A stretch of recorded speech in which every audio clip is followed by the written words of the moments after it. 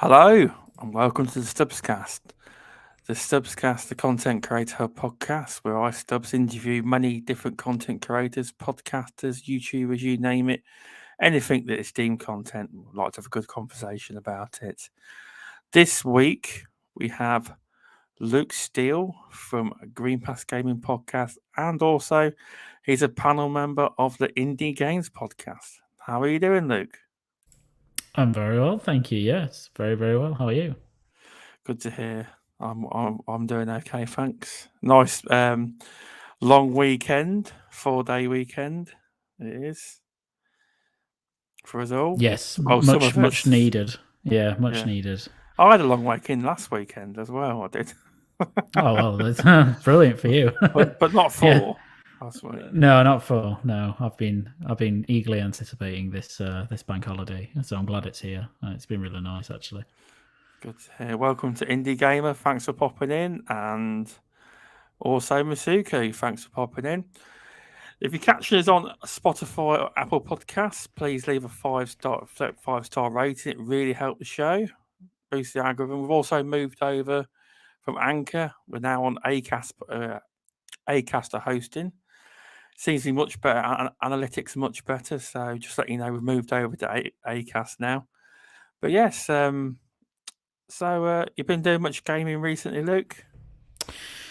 Um, not not loads, I wouldn't say. I mean, I think I, there's not a lot out at the moment. So what I have been doing is kind of jumping back into older games here and there. So I've got the Steam Deck recently, so You I've been have. playing You a lot have. of different things on that, to just see how they run and how they work and what they look like. So that's been quite fun, but I haven't kind of sat down really, played a game as such. I guess what have I been playing? A little bit of I've been playing The Last of Us Part 2 again. I'm doing a second playthrough of that, but that's Nice. really slow at the moment. But I just pick it Okay. up here and there and play like Yeah. 30 minutes, something like that. So I've been playing that. I tried Diablo Immortal earlier on PC because the PC version has come out, but I uninstalled it after about 5 minutes Really? because amazing. So the Diablo Immortal is actually it was developed for mobile, but they have That could be done why. yeah, they've Oh, done a PC port, and people have really highly received the mobile port. And it's apparently a very good game, apart from maybe some microtransaction elements. But on PC, amazingly, it doesn't let you change the resolution of the game. So it defaults to, I think, 720p or something like that. And you can't change any of the resolution at all, which is just unbelievable for anybody who plays PC not to be able to tweak, the resolution. So, no, that's on a bigger screen, it just looks horrible when you're close because you tend to sit close to your PC screen, obviously. So I gave up on that. yeah. No, I can understand why. I think you'd have to mention the Steam Deck with the Indie Gamer present because he's Gotta be jealous. done. Yeah, gotta be done. I'm just gonna mention it every time he's near. Yes, exactly. But yes, like, do you want tell people obviously because people listen on podcast next that might not have heard of you, like what you do with Green Pass Gaming and the Indie Games podcast because you're quite well involved with the Green Pass Gaming podcast. Flat was telling Yep. me earlier, it's like a collective thing now. Yeah. It is. Always Yeah. has been. I didn't realise it was quite so. You were all so involved. I didn't realise that. I didn't. Yeah. No, I think since I kind of came to Green Pass, which was a fair while ago It now. has been now. Yeah. Yeah, it was sort of guesting at first, and then eventually, kind of me and Scott just became, I suppose, regular members of it. Yeah. And I think we, we just try and do decent shows, I guess. And I think once me and Scott came on, with Flap and Puts, I think we all kind of gelled quite well.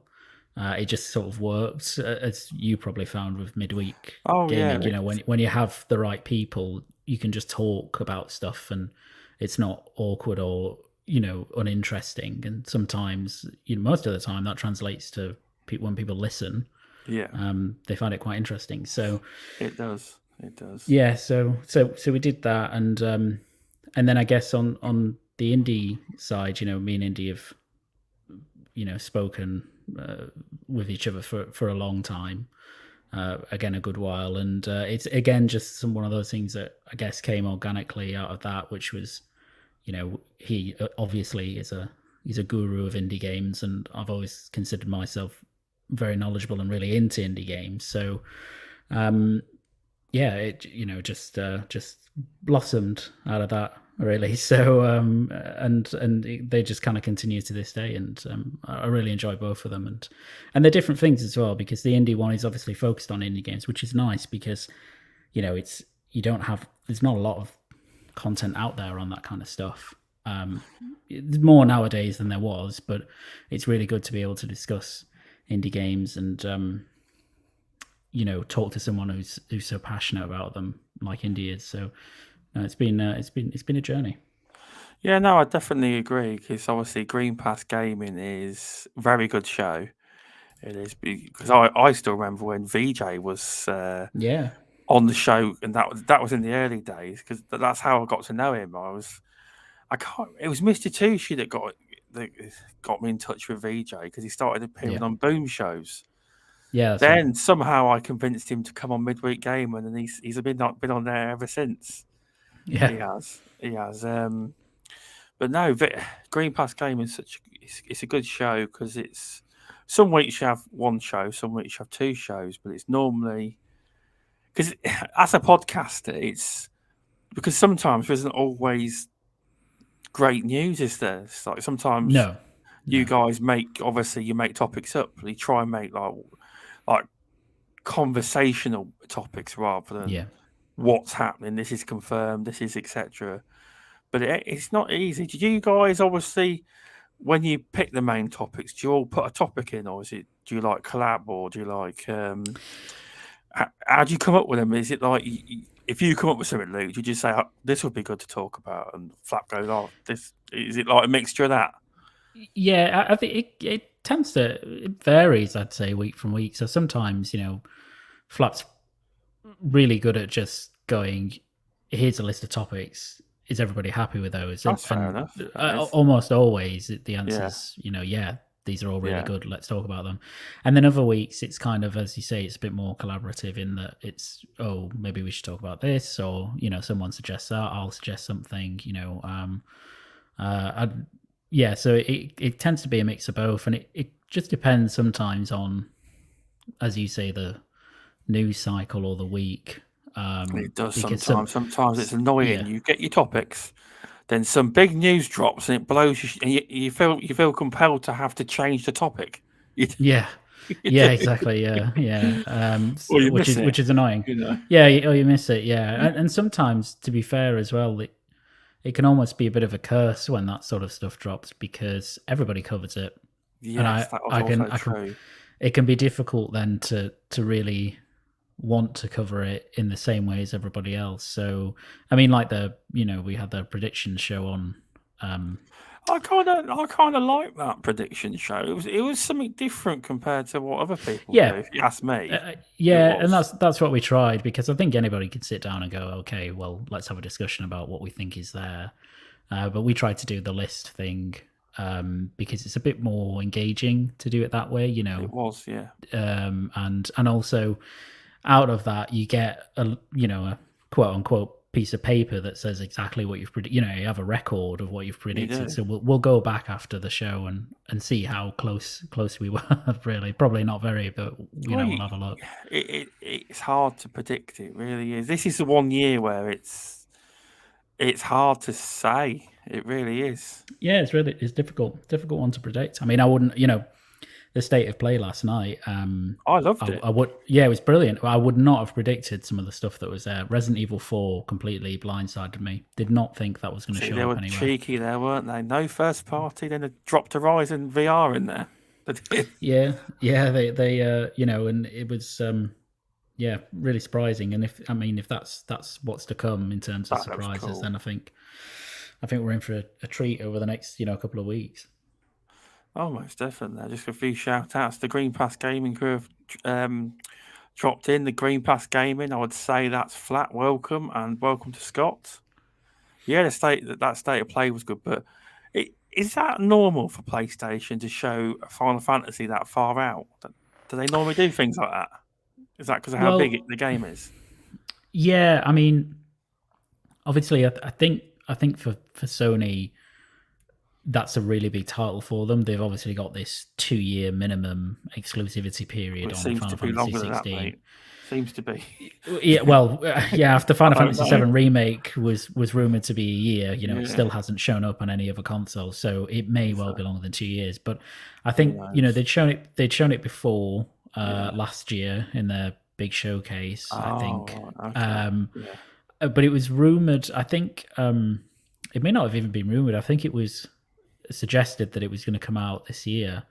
But then I think Square Enix did say that COVID, etc., had an impact on their development. Clearly, now it's been I think one pushed of the guys from longer. the But studios actually was talking about it and got told he shouldn't have been talking about it, and he basically kept saying it's nearly ready, it's basically done.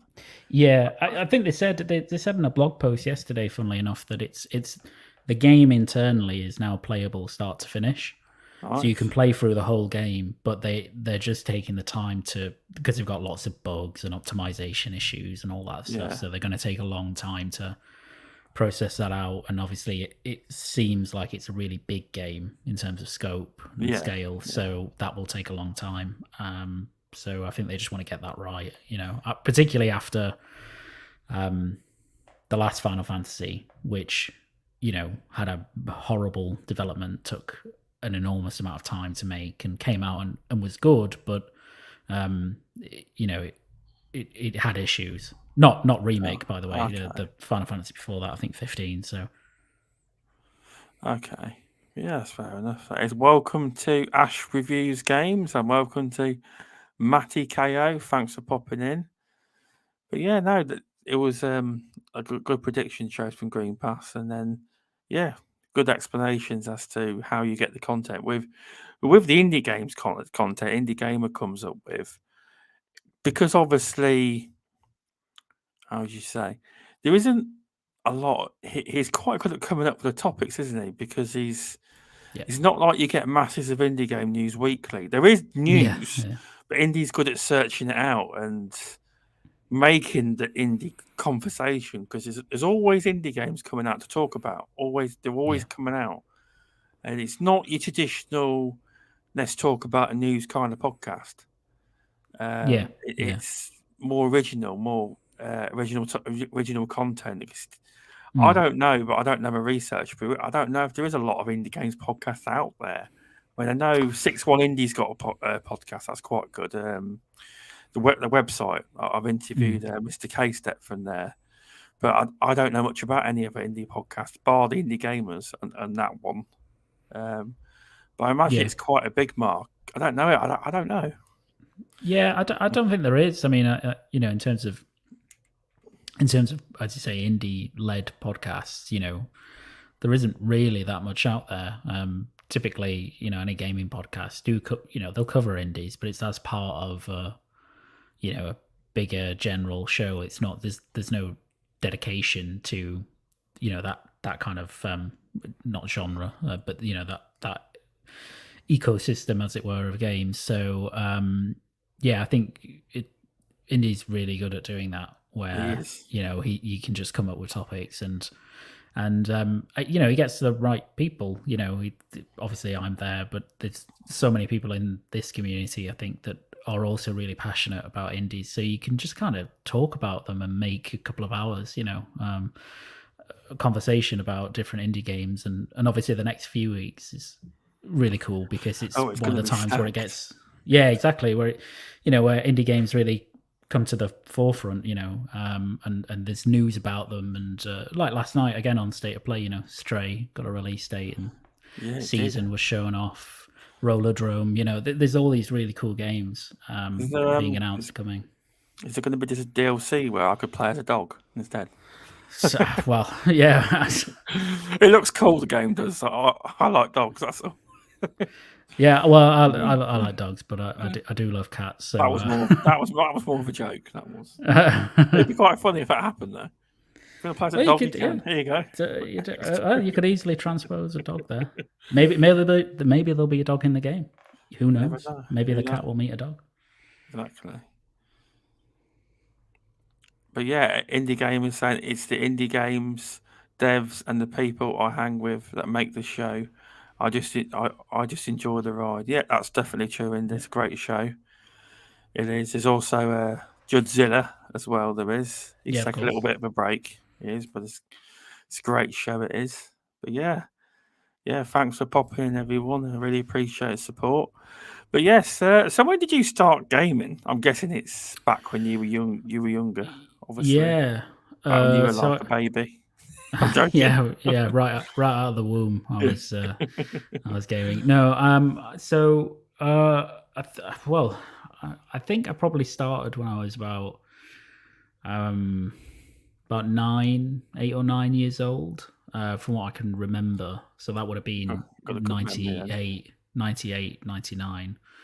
And I guess I started playing mostly on the original PlayStation, but I did also play a little bit of the SNES, which was a little bit before my nice. time, kind of. But someone I knew had one, so I'd occasionally go and play that. Oh, Mario Brothers, yeah. Yeah, so, yeah, exactly, stuff like that, you know. And I mean, yeah, from there, I just, fell into it just completely, particularly, when I was sort of 11, 12, 13, that sort of age. I mean, I can remember, playing stuff like vividly remember playing stuff like the original, like the Hercules game that came out on the PlayStation, from the animated film. Are you younger than me? Do you not play Sega Mega Drive? No, I didn't. How old are you then? I'm 31. Oh right, I've just aged myself. I have. Wow. Okay. I didn't. Oh, you're slightly younger than me. I'm approaching 2 years from 40. So. Oh well, yeah. So yeah, well, yeah, you got more. Yeah, so Mega Drive was not your time. As soon as you started saying it's PlayStation, I was like, he might be younger than me. Yeah. Fair play though. Fair play. It's always an aging process when you talk to someone and you're like, "Oh, when did you get into games?" First console, and then they end up saying, you're not the youngest person I've spoke to. No. Well, I know. Well, certainly not. But I wish I was. But so I mean, that's how I got into it, and then just grew from there. So obviously, PlayStation 2, I had. Amazing one! Amazing console, and then it was good. Yeah, and then I remember when the Xbox came out. I just came home one day and my dad had just bought it. Really? I didn't ask. Yeah, I didn't ask for it, but he just got it as a present. Really? Just here you go. Yeah, it was great.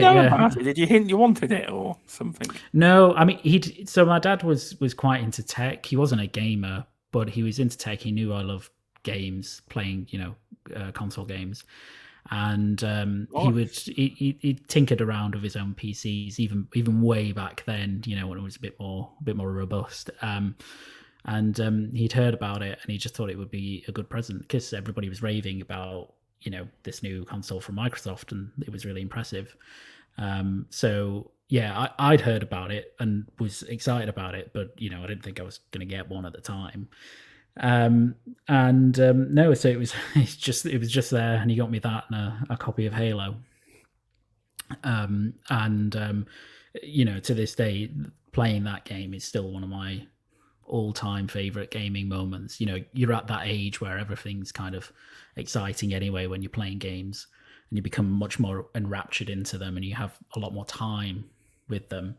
But it was just a really gaming-wise, very transformative experience, I think, playing Halo, and as it was for a lot of other people of different ages at that time.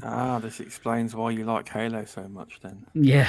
So I was caught by it very early, and I remember queuing up to get Halo 2 and Halo 3. I was really dedicated to it. I remember playing I specifically remember the original reveal of Gears of War, funnily enough. I missed all that, you see. I missed that. Oh, yeah. So I remember when they demonstrated it for the first time, and it was quite rough when they did it, but it was so far beyond like anything that was out there at the time. Yeah. On the 360, and it was incredible. It was absolutely incredible. I still remember, again, vivid memory, booting that game up for the first time and just being like, wow, this is just amazing, just absolutely amazing. So it's kind of just boomed from there. And Xbox was, I was an Xbox Live beta tester, if you want to call me that. Was you? Okay, so nice. I remember playing the Xbox Live party games like Whacked, which I'm sure some people will remember, and Mecha Soul and those kind of games, and going online for the first time. I got madly into Counter-Strike on the original Xbox. I was in a clan, so we did like competitive matches on Counter-Strike and Unreal Tournament on a championship. Them days, I bet that was a bit salty lobbies. I bet that was. Oh yeah, definitely. Yeah, that was the peak of the kind of really salty. Well, I say the peak. It's probably just as bad now, but yeah. So I mean, I got really into it, and in fact, I remember I was so into it. Kind of when I was a younger teenager, I would write reviews and stuff. So really, that's interesting. Then that is. Yeah. So I used to write for a couple of Xbox sites way back in the day. Probably no one will remember these, but there was stuff like Xbox Evolved, Executed. Yeah, these were way back. Executed as well. What were the others? I can't remember now. But I got quite deep into that as well. I ended up, I got review code sometimes, even though I was only quite young. And in fact, code, you mean discs? Yeah, they didn't. Discs. Discs. Yeah, I would get. Yeah, they were like blank box. They were like blank. Yeah, they were just a blank. They were like a blank CD box with a white cover most of the time with the name written on them. So I would do that, and you can actually find some of my reviews on Metacritic actually, if you look hard enough. See, I wouldn't have known to ask you this because I don't ever think you've mentioned this before. So I've got something. I've got something out of you there. Wow. Yeah, there you go. Yeah. So nice. So some are on there. I did a review. I think probably the highest profile one before I stopped doing reviews was. I think I did one for Prince of Persia 2008, which was a cell shaded one. Okay. And I did that through GameCritics.com, and my review to this day is still there, 7 out of 10. You're going to have to point this review out now because everyone's going to want to see it. You got Scott in it, Indie Flap. They're all going to be asking you to post. Just have a look. Go on Metacritic. Prince of Persia 2008. Indie's probably typing it in as we speak. Xbox 360 reviews. Look for the Game Critics one. That's me. Got a question here, just to get in there. Scott said, "Did you play Wolfenstein on the OG Xbox?" Mm-hmm. I did. Yep, I absolutely loved it. I didn't play that competitively, but I did play that an awful lot. I wasn't very good at Wolfenstein though, but I loved it. I absolutely loved it, and it was so. I think Scott's mentioned he's played it before as well, and was really into it. I think that it was Return to Castle Wolfenstein, that one. It was a great game. The multiplayer on that was just so much fun. Nice. What was it? A while did you do quite a few reviews before you stopped doing it? Did you just get bored with doing them, or? Yeah, I did quite a lot. I can't remember how many exactly I did, but I was kind of in and out of it doing different reviews. Again, mainly for the Xbox and 360, probably more for the 360 end of it. But I didn't. get bored necessarily. I just got busy, in terms of school, Oh yeah, and fair then enough. went into A levels, etc. So I just didn't have the time No, anymore you to wouldn't have dedicate done. to it. Particularly as you're trying to get to uni or whatever you want to do at that stage of life. I still, the thing was I was always was good at writing stuff like that, and I just took it and thought, well, I could get some free games out of it. So yeah, and I quite enjoyed the process of it, and it was good. It's a good skill to have, particularly when then you're going to go into like higher education or do anything like that, and obviously your writing is increasingly important. So it's it was a good way to develop myself a little bit. But yeah, so I just kind of stopped it around kind of A level time ish, Okay, and then fair went on. enough. That's fair enough. That's Scott. Well, that's surprising. Life gets in the way. I used to run my own website, blog, and podcast back in the 360 generation. Sold the website in the end as life got in the way. That's interesting, Scott. What, a few million? Yeah, really. You Yeah, retired now, are you? yeah. He's retired now. Did No, well out of it. that's interesting. That is, but no, that's very good. There, obviously, life got in the way. A levels, etc. Especially with the job you have now, you definitely needed to focus in on getting the right exam results, didn't you? Yeah, Definitely. yeah, definitely. Yeah. It was important. So yeah, but occasionally I write some stuff in my spare time if I'm in the mood, and I don't publish it anywhere. But it's kind of I like the throwback of it. It's quite fun. Yeah, no, it's quite an interesting story and one I didn't expect from you, Luke. So There you yeah, go, that was exclusive, a fun. stubzcast exclusive. Exactly, it was a stubcast exclusive. Apparently, he got about 300 quid for the name Oh, that's not bad, domain. That's not bad. That's especially at not that bad. age. Yeah, but yeah. So obviously, when did you turn into this? Is it later in life you turn it? Because you're basically a multi-platform gamer now, aren't you? Is that Yes. obviously when you could afford to be a multi-platform gamer? Obviously.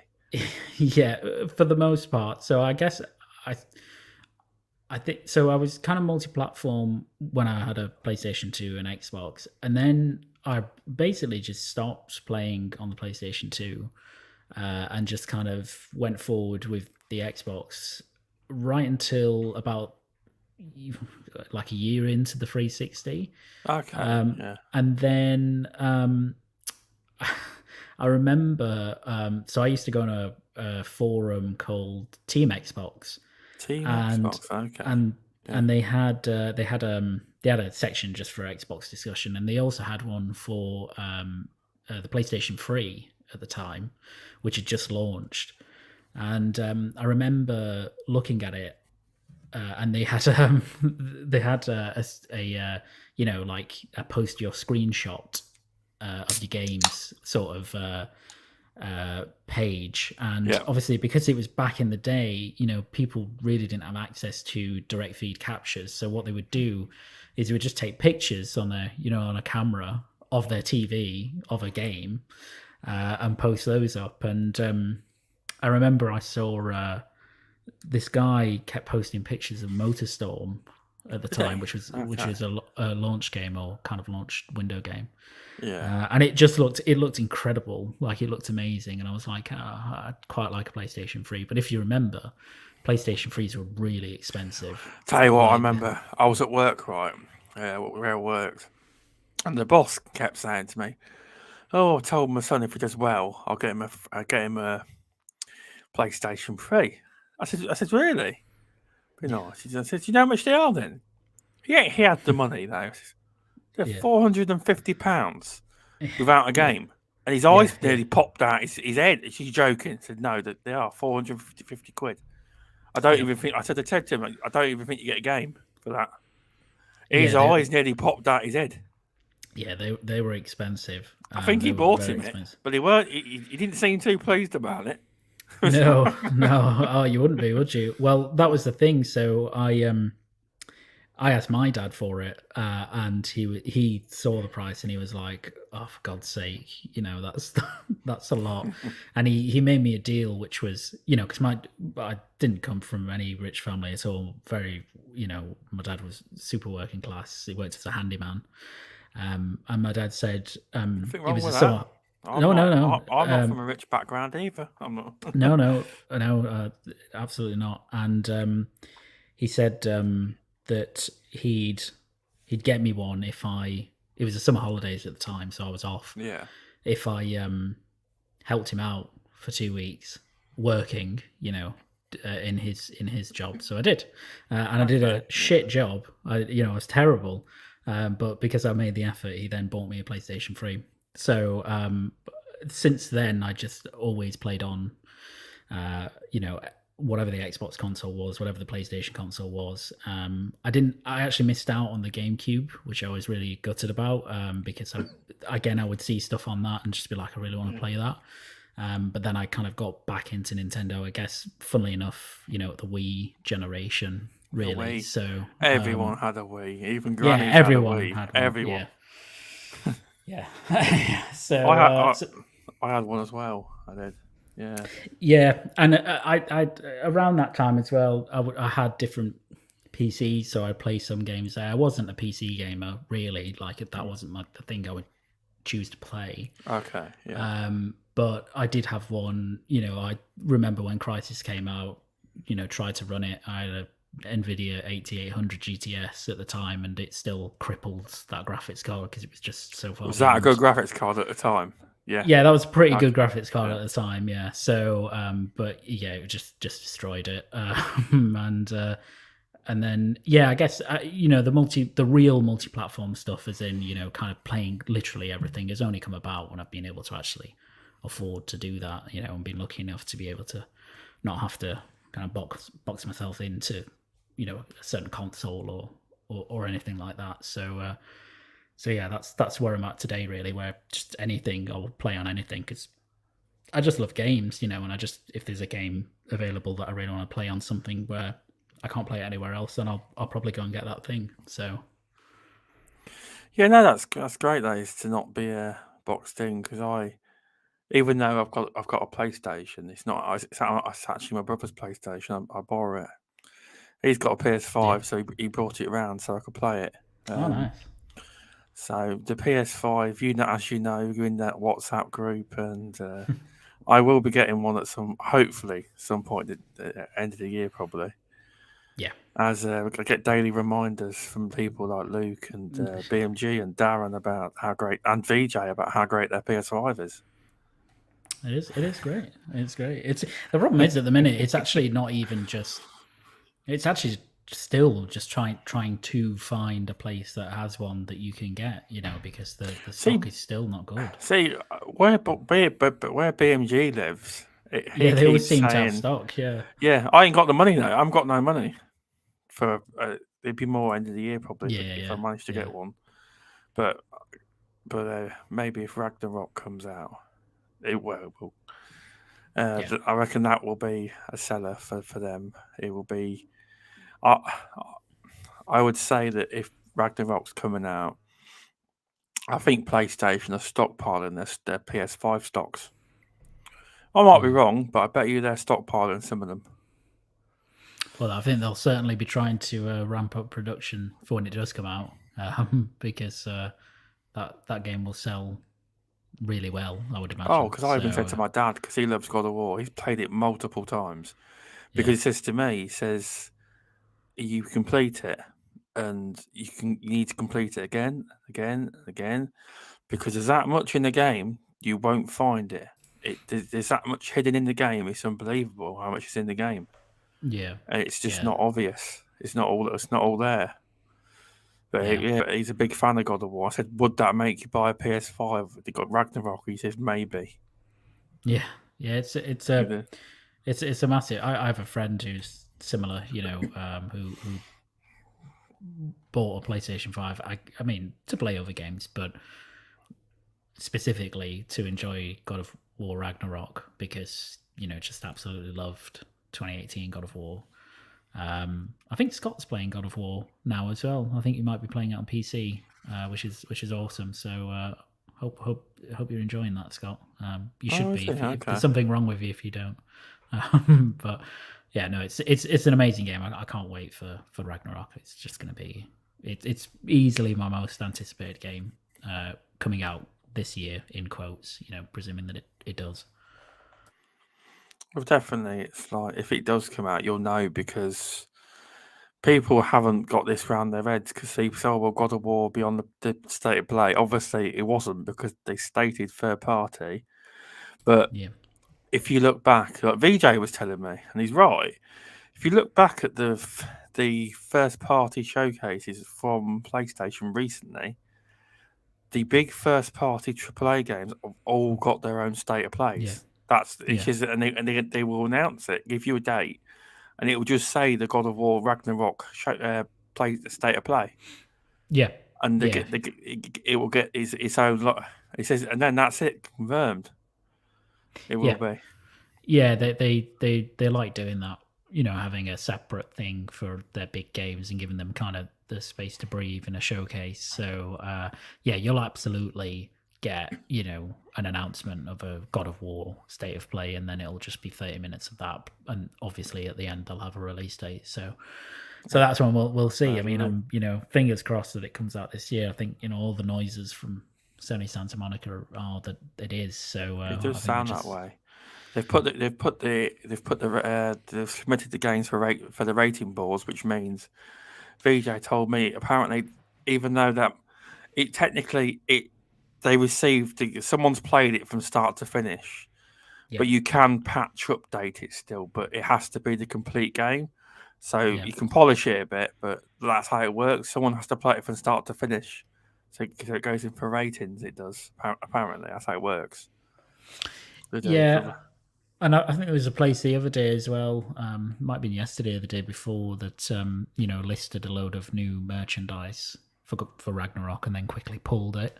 There's kind of that combined with the rating stuff that's come out. It's also another thing that might be a precursor as well. Is it right that on either the normal basic PlayStation Plus or one of the tiers, they've suddenly put God of War 2018 into it, or it's going into it? Yeah.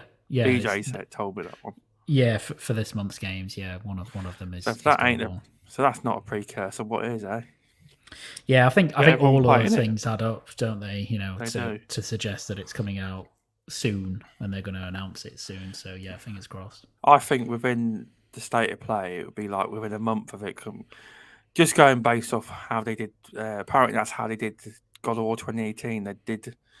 They showed it off, and within a month, it was out. I don't think they're going to wait around to release it in November or October. It's hard to tell. Though? Yeah, it's hard to tell. I think if I was to put money on it, I think it will launch in kind of August, September, October time. I just think that might be a window they would like, kind of before stuff like Call of Duty comes out, but not at the end of the year. Basically, I think they always tend to like that sort of period in terms of releases. It always gets you into Game of the Year position, but I don't even think God of War, because everyone's banging on about Elden Ring and its new IP. I don't know. I wouldn't like to say, but it's going to be a toss-up if it happens between them two. But I still think Elden Ring will probably. I've not played Elden Ring. It's just the way everyone's going on about it, and so many people love it. I don't like to make predictions on that, but I just think that might be a bit hard because the media seems set on it. That it's that great. Yeah, no, true. It's very. I mean, it's an amazing. It's a very worthy winner of Game of the Year. If it does win, it's an incredible game. I think it would be between that and God of War, presuming God of War comes out and is really high quality, which I would expect it to be. But you never know. I mean, God of War went up against Red Dead Redemption 2 back when it released in 2018, and it managed to pip Red Dead Redemption 2, even though that was a higher score amongst the critics. So It'd be difficult. I think it'd be really difficult for Elden Ring because it Well, is so beloved. it's But beloved, yeah, but it depends if all the see, even though there's that, it could God of War could get it because they're just saying Santa Monica so loved, but in reality, Elden Ring probably deserves it because that's the new bold. Oh, I'm not saying it again. Last night, the new I am bold, by the way. It don't bother me. I don't, as you can see in my logo, it's a new IP. It's something new. It's stabbed in the dark, and it worked. It paid off. It did. That's what they like with Game of the Year, don't they? Like something new, fresh to do, not just a sequel. Which sequels have won before, haven't they? But it's oh yeah. I mean, from other history of winning, the Sekiro won Game of the Year as yeah. well. That was in a weaker year, I think, in terms of if compared to this year, if Elden Ring and if God of War releases as well. But I think all I really like, whichever wins, It don't really would matter in deserve reality, it. does Yeah, it? would deserve You it. know. I just want God of War to come out and be incredible. That's the most important thing for me. And if it wins Game of the Year, then that's awesome for the devs. That's a good recognition of what they've achieved. If not, then they've gone up against, arguably one of the greatest games ever made. So there's no shame in not winning Game of the Year. No, it's not. It's not. No, Luke Scott was saying if God of War hits this year, it will generally be received not critically and will win more awards at the Game of the Year awards. Excuse me. But who Yeah. knows? It probably Yeah. will because it's such a top tier studio. Oh yeah. Yeah. It is. You guys said, but say bold. Apparently, Northerners say bold a lot. Apparently, Bold. Last night. Bold. Bold. I'm fed up hearing it. Bold. Well, that was a joke. Well, yeah. I'm bold. I need to reshave it. Actually, I've got a bit of hair on my head. I'm Northern Indy. How dare you? You don't sound Northern. That's all. No, I've got. So I was born in Sheffield, in Yorkshire.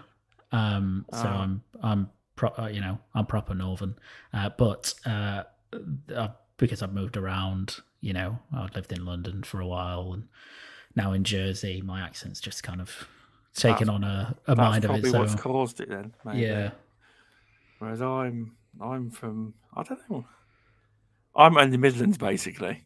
I am. Oh, okay. Yeah.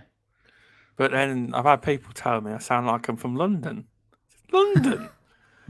So I start going. I'll go. This is London. You fucking can't. Well, that's London. That's Cockney. But yeah, I am. Yeah. But we all have different accents. But America's got more accents than anything they have. Yeah, definitely, they've got more accents. Yeah, but, some of the UK ones are a bit wacky though. They are. But yes, so multi-platform game-wise, I mean, you have the best pick of the bunch, don't you? Do you? Obviously, you don't have a preferred platform, but I would guess that if you could, you probably prefer playing everything on the PC. Am I correct? Or you're not really bothered? Yeah, I think so. I think I really enjoy playing on PC. I think you just have a lot of options there in terms of how you want your game to run. Obviously, it's hardware dependent, but I really enjoy that and tinkering about with stuff. So I think if stuff generally came to PC, that's where I'll play it. Stuff like anything multi-platform, basically, I will typically get on PC. But yeah, I'll play anywhere. I mean, I have a Series X that I play on, and they're in different places as well. So it kind of somewhat depends on what mood you're in. You know what I mean? Sometimes you just want to sit on a sofa and just put your feet up and play on a console, and sometimes I just want to sit at my desk and play on my PC. So it just depends. But certainly anything multi-platform, my preference is to get it on PC, unless the PC port, I suppose, is rubbish.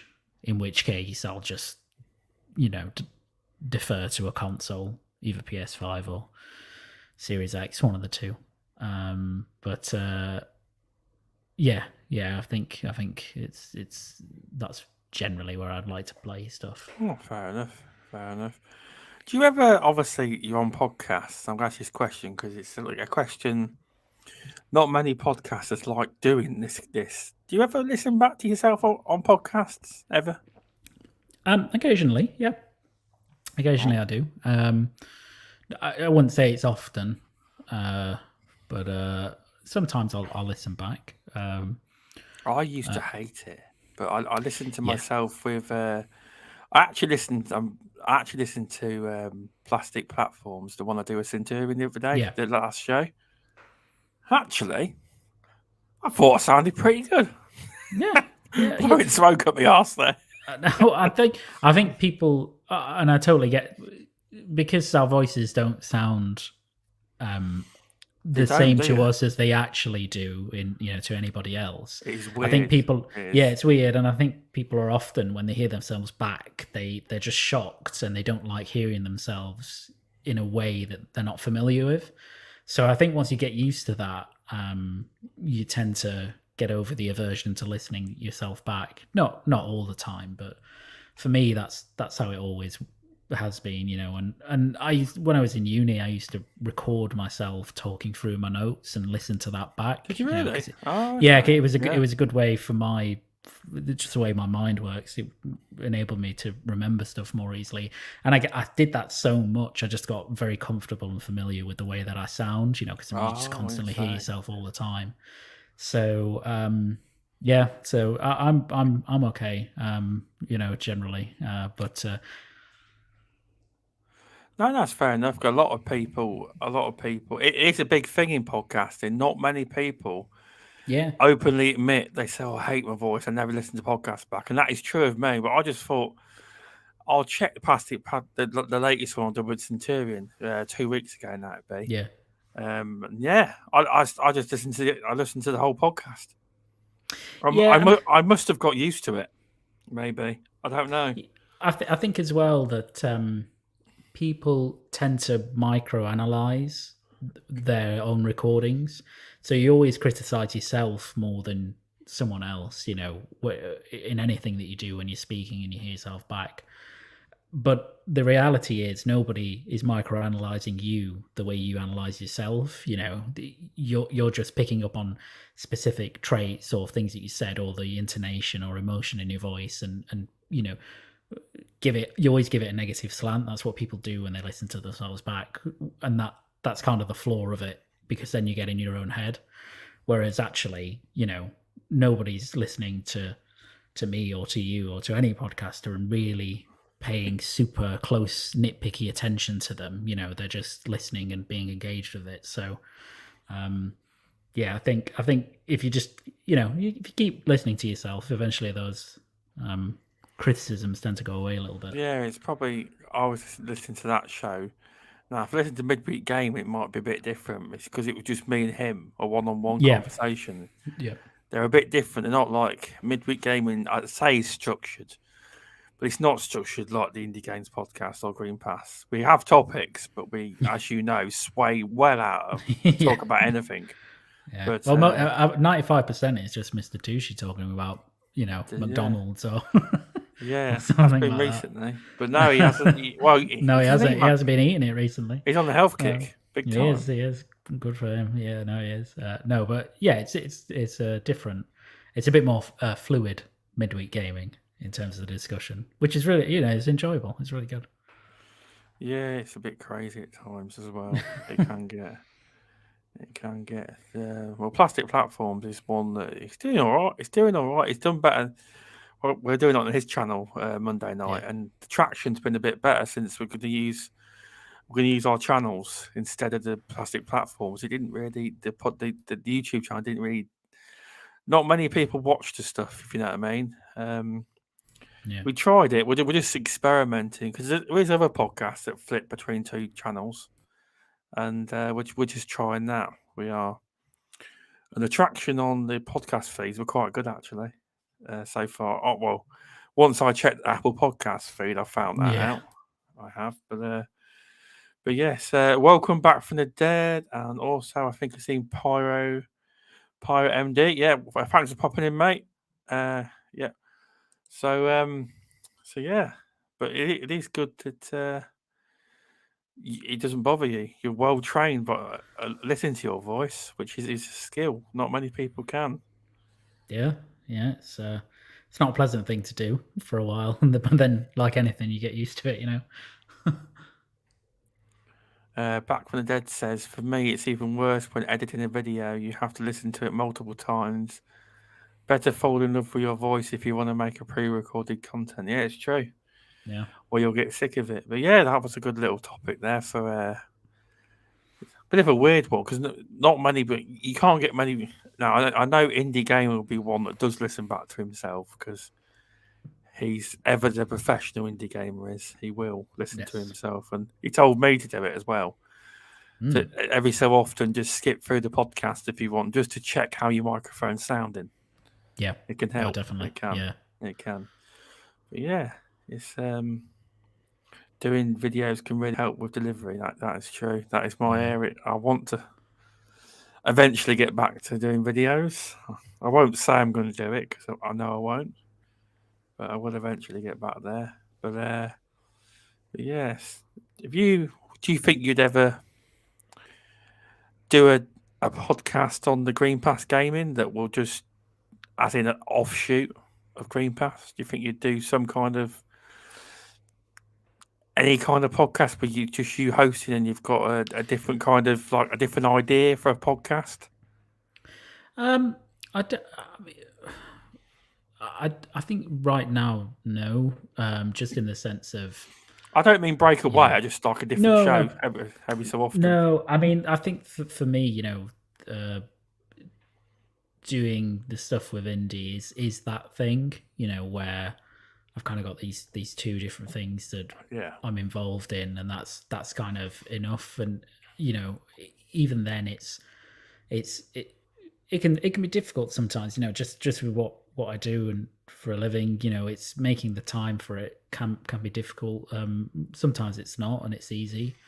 But I think doing any more than what I'm doing would, on a regular basis, would be quite difficult, because I just I don't. There's not enough time in the day for it all, and I think I have a good balance at the moment in terms of what I'm able to do podcasting wise, which is nice, because it never feels like I'm stretching myself too thin, so to speak. But yeah, it's. I think one day, if I had the time, yeah, I'd like to do other sorts of podcasts or even edited videos. I think, or even just reviews again. Even just writing stuff. I'd love to do that again, just as a decompressor for me.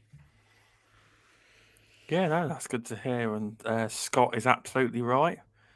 Luke, and on this topic, Stubbs, Luke has done a fantastic job hosting Green Pass Gaming in the past. That's very And that is kind. true. Very true. That is. And so has Scott. He could absolutely do it as well. Yes, He's done a Scott cracking can as job. well. I think that's one of the good things about Green Pass, actually, is that we can all do a good job hosting, which is nice. I think when people are, try and take the burden off Flap a bit sometimes, and we try and, perhaps not as much as we should do sometimes, but pass it around, and we've all proven up to it, I think, when we've done it. Yeah, so. I definitely agree because Flap, I was DMing him earlier. Explain to me how busy he gets with his job and that. So and you all take the role on. So it's quite helpful, that is, when you've got other hosts that can take the role and host if need be, within StreamYard or whatever you use. Because Scott's explained to me multiple times how you do it, but I just use StreamYard. I'm not very technical. I'm not. Yeah, I think we just use that now as well, because I think it's just easier, less effort that has to go into setting it up and getting it all working and looking right. I think it's pretty plug in and play, isn't it? So, well, it used to be everyone used to use Google Hangouts before Google decided to drop the product completely. It messed everyone up, and this is the biggest This has kind of been the replacement for it, but obviously the one we're on is the paid for we're on the basic version because it's still got a StreamYard logo there, but I have got the basic, but I do pay for it. Because a lot of people wonder how I get the podcast up so fast. Because some people have to wait for YouTube to fully process it so they can download. But because I've got premium, a basic, I can download them within minutes of pressing end broadcast. It just downloads the audio file and I drop it straight onto the site and it uploads. Flap still uses OBS as well as StreamYard. Scott's just said he has. So I don't quite know how that works. I don't. But yes, it's that's how I do it, people. I download it straight away, usually, and drop it straight on after, and it uploads to Apple Podcasts, etc. That's how I do it so fast. That's why it is. People wonder how the hell I do it so quick. It's because when you have premium, I don't know how. I know Flap does it via OBS and StreamYard, but you can actually download the audio directly off StreamYard. So I'd imagine that Flap could probably get the audio, maybe, from StreamYard and download it straight. But I don't know how it works with OBS and StreamYard. But that sounds very technical for me. That's beyond my limits. But yes, that's how I get the podcast downloaded so fast. But yeah, you're because I remember when because I remember when Scott said he was hosting once, and I think you were hosting once. And I think you're both nervous, but you both smashed it. You can do it. You can. It's quite easy because now if I asked you to host midweek gaming, you might feel differently because you guys are quite reserved, didn't you? You don't jump in all different ways, do you? So midweek gaming is quite. Yeah. I think we jump in, but I don't think anyone jumps in quite like people do on midweek gaming. Wow. Yeah, GBTB do. Gaming the box. Yeah, they do. Yeah, maybe that's the upper level. See, the thing is, most hosts are supposed to sort them out, and I don't. I just let them crack on. I do. Come on, just carry on. It's like the other night, Masuku. He started at the end of the night. He started to host. He started reminding people what the question was and asking them. He did a good job. He did. I thanked him for hosting in the end. It was good. Doing your job for you. Yeah, he was. Yeah, good to have him on. But yeah, so have you got any last words you want to say? It's been a fun chat tonight. It has. Yeah, very much so. Yeah. No last words. Thank you very much for having me, and really enjoyed it. And go away learning a little more about me, which is always cool. And also, can you re-mention, because Indie Gamer was asking, the website that you was writing for? Oh, yeah. Well, I only did one review for the website. That was the Prince of Persia one, because it was the only one I had time for. But that was gamecritics.com. There you go, Indie. I said it wrong there, Indie Gamer. I didn't mean to say any last words. Don't do it, he says. Any last words before you take me out back and shoot me. But yeah, it's been fun tonight, it has. So I've got a couple more actually I thought of. Yeah. Okay, then. Also, questions from the chat. Indie Gamer's correct. Yes.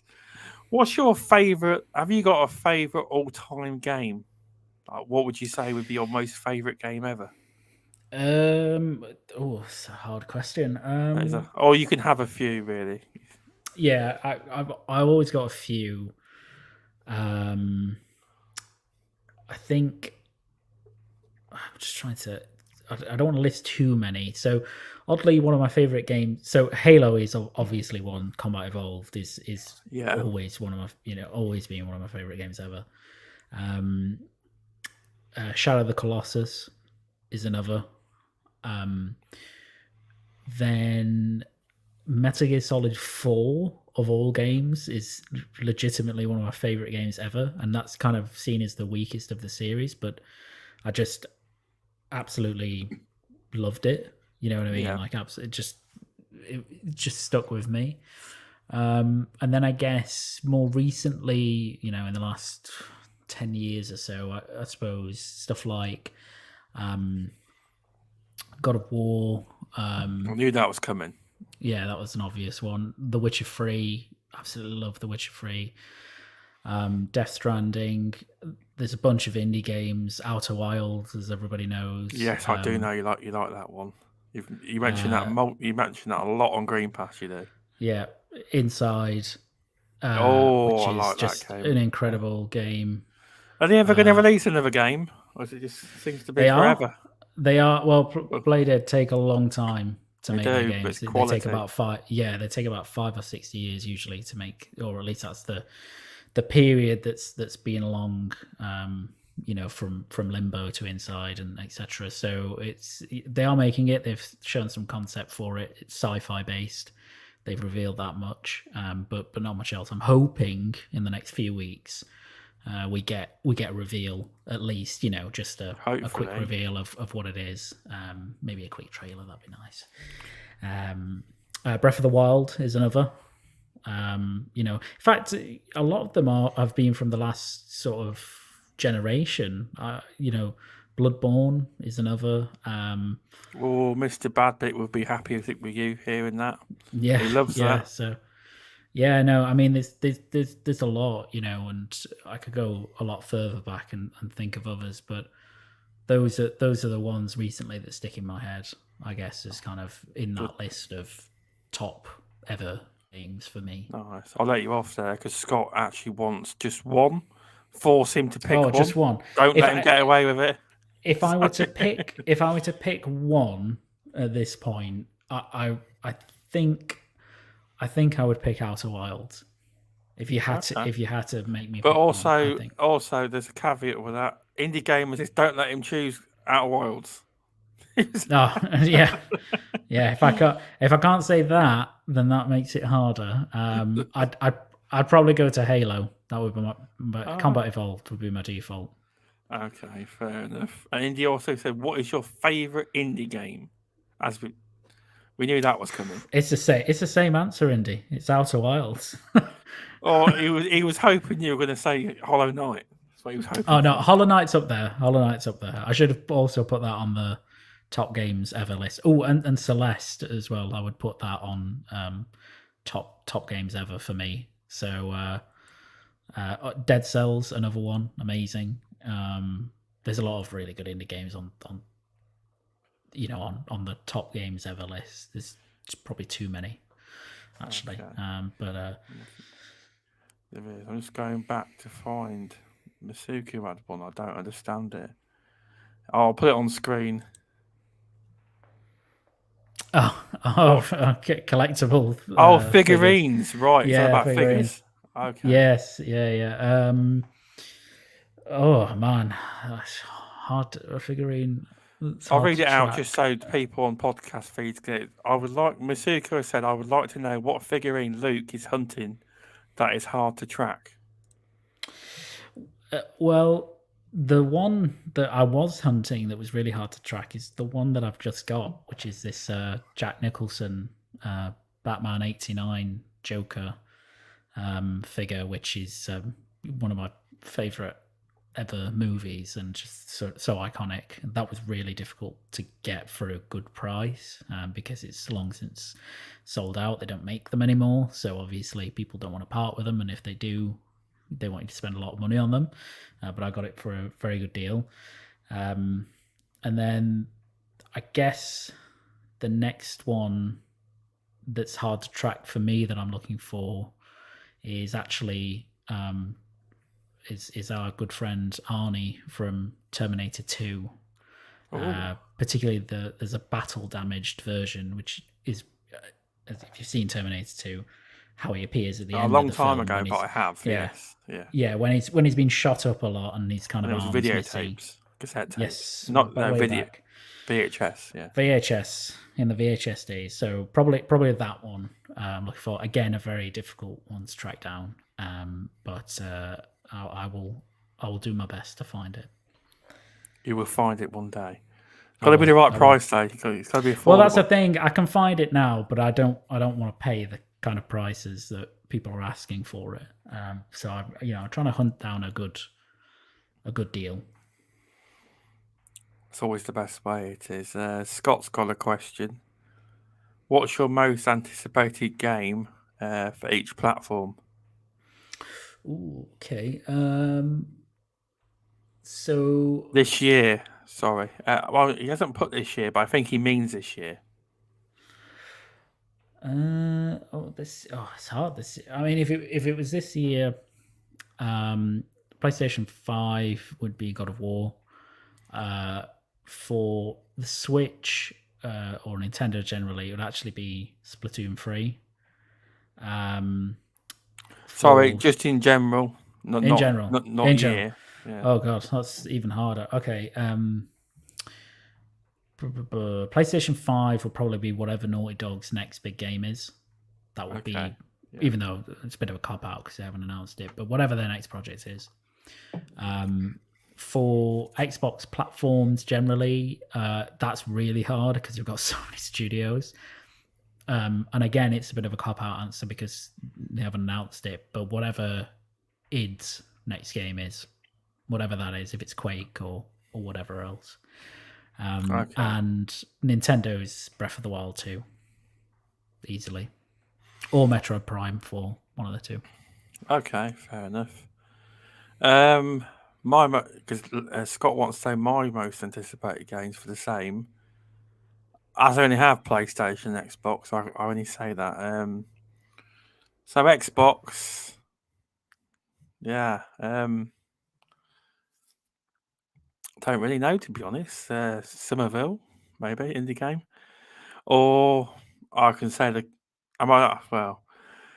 probably tell me to take my answer back when I say it. Oh, Gears of War collection, eh? If it comes out, if it's real, there you go. What about Gears 6? Not anticipated because it's technically not. It's coming though, isn't it? I mean, mine technically weren't announced, but whatever they are, they're coming. I could say Gears 6, but I also hope they just call it Gears of War 6 again, like it should be. Rather than that was Rod Ferguson thinking he was clever, removing the off-war part, not wanting to be a part of a war. That was silly. I know why, because they say all Gears people go, oh, Gears 5, Gears 4. Yeah, that's why. But I believe that when he was asked, he was to remove the off-war part of it from the game. Even though the game is an 18 certificate, it's an adult's game, it shouldn't matter. It shouldn't. But Gears of War 6. That will be. If it's called Gears of War 6, they might do a whole Gears like Infinite style game, but I obviously hope it doesn't turn out the way the mess this one's in with Halo Infinite. They could do that. Who knows? They could. They are making a Gears 6. It's whether it is. But that would be good when it finally comes out. Even though, as most people know, I don't really play shooting games much anymore. I don't. And PlayStation, I'm going through a bit of a backlog at the minute. I haven't completed God of War yet, but I'm about to start it. Maybe Ragnarok, but I have to see if I get through God of War 2018 first. I don't actually know. There is loads of backlog. There's loads of games you see coming out, and I haven't played the first game, so I've got to get through them to see if that's my problem, because I've been away from PlayStation so long. Because obviously, when I first got an Xbox One, I sold it. I thought it crap. Because there was no Gears of War, basically. Yeah. Well, me and my mates, we didn't like it. We all played COD, right? Yeah. And on the 360, and when we got it, we all hyped, and there weren't a lot of games we liked. So we sold it, and we all got PS4s. You see. Yeah. And I looked at my Xbox subscription. I only returned to Xbox about 2 years. No, sorry, be over 2.5 years ago or something. That's when I returned because I missed Gears of War. So that's why I got the Xbox One, and I returned. But I was on. But saying that though, basically PlayStation 4 was my Destiny 1 box. I used to be a big Destiny head. A lot of people don't know that. But I used to do raids, but I had to stop raiding then because raids ain't possible when you got kids. Some of them are 4-6 hours. I can't do that anymore. They take a long amount of time, don't they? I try and jump back into Destiny, but I can't do it. I just can't do it. I don't want to play. I just can't. Funnily enough, I didn't play Destiny, the first one, but I did play a lot of Destiny 2. And I got right up to Forsaken.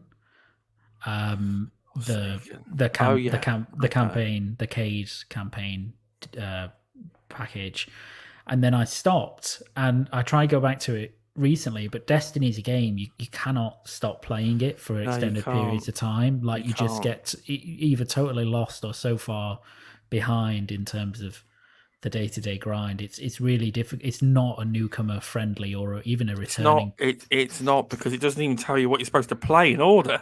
Yeah, exactly. And now that they've changed, like, they've vaulted a lot of content and they've changed a lot of stuff. It's a real shame because I actually really love Destiny 2, but I just don't feel I can go back to it because it's just changed so much from when I last played it. I know what you're saying because I wish I was kind of weighted on having a PS4 because like everyone said, "Oh, did you play this, and that?" I didn't play any of the PlayStation exclusive when I had the console.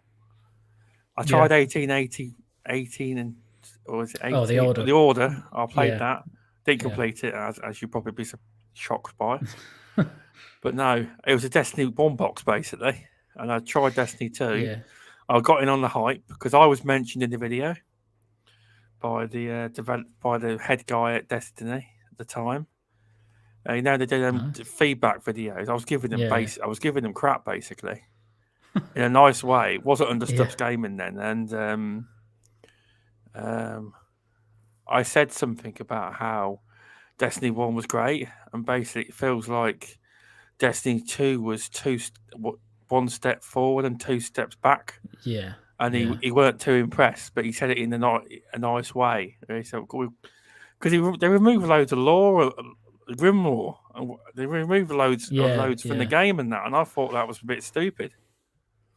But it wasn't an abusive tweet. It was friendly, but I got mentioned in the video that's got millions of views on it. I can find it if you want to see it. Timestamp it. Yeah. Check it out. But yeah, it's because I like Destiny 1 so much. A lot of people say, "Oh no, it's crap. Destiny 2's better," but I like Destiny 1. It's not something I can go back to. I can't. These raids, some of them would take 6 hours, 10 hours. Some of them do. You got to be like really good. I can't do that anymore. But I hope that answers your question, Scott. But yeah. Any more questions for Luke? So if you make content, Luke, I'd have more questions for you. I was like, it's a bit difficult. It is, gaming wise. It is. We'll go for, but that answered these questions. A friendly pest. Thanks for popping in. But yes, it's Silk Song, baby.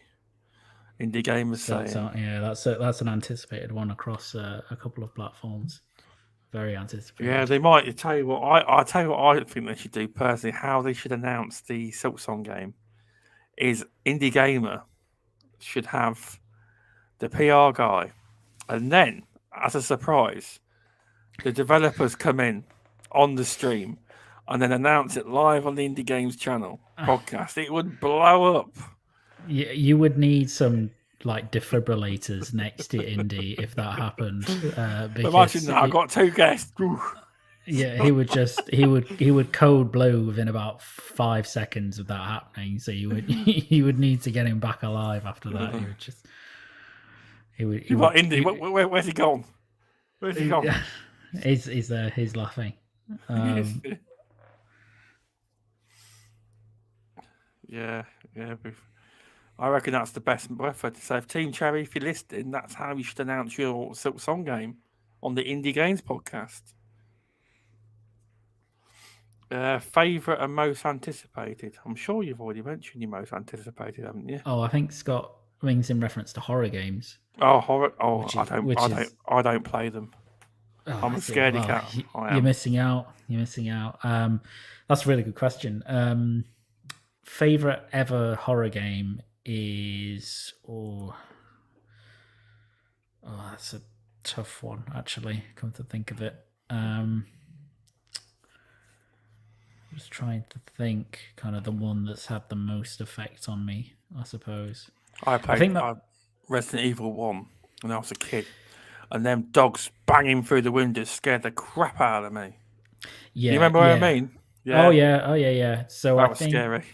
yeah, yeah, it was. I think basically there's kind of three favorite ever horror games. I will narrow it down to one if asked, but and that's the original Resident Evil 2, um, Silent Hill 2, and Dead Space. And I think if you were to ask me for one of those, it would probably be the original Resident Evil 2, because that was at the time really scary, and not as scary as Silent Hill 2 actually, which I found incredibly terrifying at the time. But it just, I don't know, there's something about Resident Evil 2 and the locations and stuff that just, it's so memorable to me. Like, they just stick out in my head. Okay, And a shout out fair to Nemesis as well, Resident Evil 3 Nemesis, the original one. That was also a great one. But Scott says this time you can have the free. oh, nice, thank you. And then most anticipated. I mean, I was thinking about this yesterday.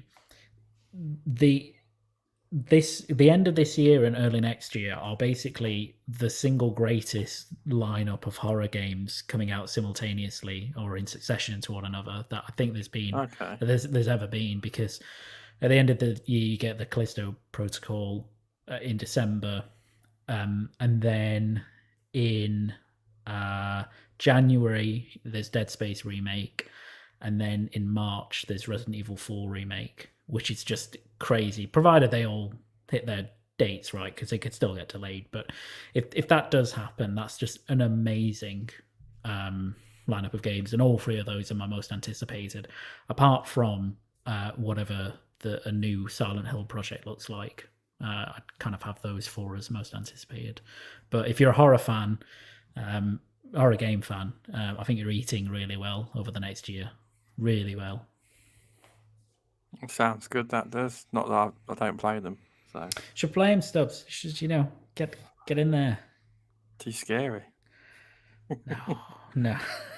Oh, I'd also one of my favorites as well. I'll also shout out, which is very scary as well, is Alien Isolation, which, if people have played that, is really unnerving. I haven't played that. No. Yeah, I don't think you cope well with that one. I'll tell you what. The old Gears games used to be scary. Yeah, well, one did have a fair bit of horror element. But then in fact, Gears 4 and 5 ain't got none of that in at all.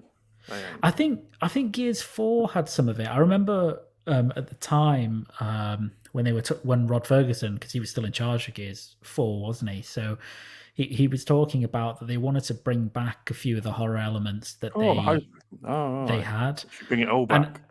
Yeah, they should bring it. Yeah, they should. And there was that bit. Do you remember when they showed the original gameplay demo for Gears 4? And it was the bit where JD, it's kind of like this abandoned village near a cliffside, and there's one of the I can't even remember what they're called, but the locust hybrids that have the long tails. It kind of scampers along the roof and chases them, and they don't quite know what it is. And he was talking about that kind of horror, which the old Gears games had a lot. And I've always said that if there was any kind of project I'd want the Coalition to make, funnily enough, I'd love them to make like a survival horror Gears game or a survival horror inspired game. I actually do think that is what the new IP is, because it's rumored. It is rumored they are making a smaller game that is survival horror. Now they use the term new IP, but it very could well be a Gears survival horror. It very well could be that. Yeah, I'd love that. I'd absolutely love something like that, because I think. Or just imagine though that you're playing, or just imagine though that for once, I know Xbox ain't big on this. Nobody's big on this. But what if you're playing as them, the enemy, the locust? I know Yeah, it's a bit out just there. That wouldn't be deemed scary, but it's survival just horror would be great. It yeah, would. survival horror would just be awesome, and there's teams that are doing that, where they Remedy are made Alan Wake, which was horror. It was a horror game, but it was not full on horror, I wouldn't say. And then they've already said Alan Wake 2 is their first survival horror game. Much more like Resident Evil or Dead Space. Yeah, And it a talented studio like them, or like the Coalition, if they were to make a survival horror game, they would make that a great game. They would make it. Coalition could do. I'm very confident they could do any type of game and make it brilliant. Because they're just super talented, and I just I really agree. love them to make something like that. I think they'd be amazing at it. Well, yeah, they would. I just like them to go to the dark side again, like they used to be. It would make the franchise a lot better. It would. It would. Yeah, But yeah, yeah. thanks for popping in, Scott. We'll see you later. But yes, I'm getting recommendations in chat about horror games now. I don't have VR, so that would be quite difficult. I haven't got VR. Scott said I need to start easy, something like Resident Evil in VR. It's baby's first horror game, I've been told. I don't have just VR though either. just a hint of sarcasm Yeah. there, because yeah, tongue in cheek, because that's I played Resident Evil 7 in VR, and it's pretty terrifying. Oh, Everything's terrifying in VR. I can It imagine. amplifies horror games even more, I think. So I can imagine. I probably need to give these horror games a go. Then I will. yeah, I think start off with Resident Evil, because I think like Resident Evil 2 remake, because it is horror. It's survival horror, but it's Resident Evil, so it's kind of a campy B movie type horror. It's not it's not Alien, or any of those kind of Nightmare on Elm Street, or Halloween. It's not that type of jump scary, you know, trying to scare you at every turn horror. It's more entertainment horror. I think those are always really good games to get into. I think RE7 probably is one of the scarier ones in the franchise, because it's first person and they really play into that, whereas the others aren't. So yeah, you should give it a go. Yeah, I might do. To answer Indy's question, have you played Dead Space? Well, it won't take a lot of imagination, but no, I haven't. Well, you get a chance when the remake comes out next year. You get to play it for the first time. We'll have to see. We will. Are they remaking just? Is it a whole package, or is it just like one of the games? It's just the first one, which First is one. the best one. Well, two is also very good, but I think probably the first is the best. Yeah, and that's also probably the most horror based one. It's kind of really focuses on that element. So yeah, good luck if you play it. Well, yeah, I'd probably like to give it a chance. I'm going to try and complete more games than everyone. I've recently completed today Horizon Zero Dawn. There you go. There we go. People say I don't complete. That's 2 games this year. That's a record, isn't it? I know. Masuku's on like number 15, 16, or 20 by now, probably. He is. But yeah. But any more questions from the chat? That might be it, I think. But yeah, it's been a fun show today. It has. I won't take up any more of your time. I'm sure you want to get off gaming or something. No worries. Yeah, thank you. Been an absolute pleasure, and thank you for chat as well, for the questions. Always very fun. Yeah, it's been fun. Do you want to tell people where they can find you? Yeah, at Luke Steele 90 on Twitter, and then as you've mentioned earlier, I'm on Green Pass Gaming. Usually every Sunday or Thursday, either a Thursday or Sunday, depends on how we go. And then also over on Indy's channel, I pop up on any of the main podcasts that Indy does, or that we do. And then you will see quite a lot of me over the next few weeks because I'm doing a couple of shows on Indy's channel.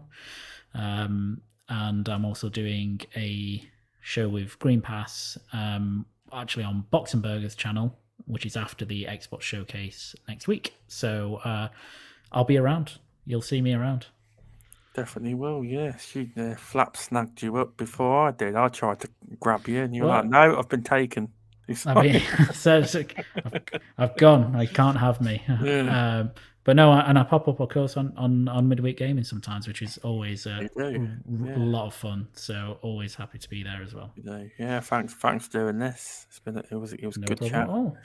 It was. If you want to find me on this channel, if you want to give this show a comment after, share this out.